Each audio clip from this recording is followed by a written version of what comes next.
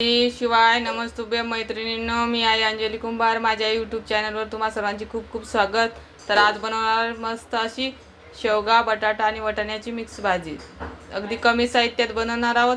चला तर मग सुरू करू रेसिपी. इथे मी कढईत 1-2 पळी तेल टाकलेलं आहे. तेल छान गरम झालं. आता आपण याच्यामध्ये मोहरी घालू. मोहरी छान तडतडली. आता याच्यामध्ये जिरे घालू, लसण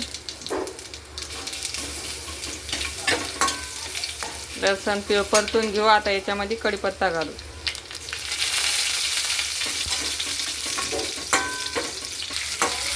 आता कांदा घालू. कांदा मस्त सोनेरी कलरवर परतून घेऊ. कांदा मस्त सोनेरी रंगावर परतला गेलेला आहे. आता आपण याच्यामध्ये शेंगदाण्याचं कूट घालू. शेंगदाण्याचं कूट 2 मिनिट परतून घेऊ. अर्धा चमच हळद घालू.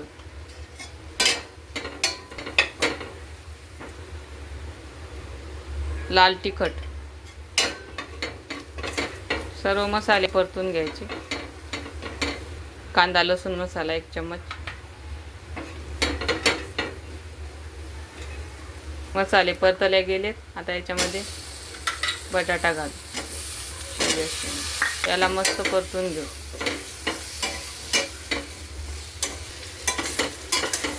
तर आपण हे मस्त परतून घेतलेलं आहे. आता आपले मसाले करपू नये म्हणून याच्यात थोडंसं पाणी घालू. 1 मिनिटभर परतून घेऊ.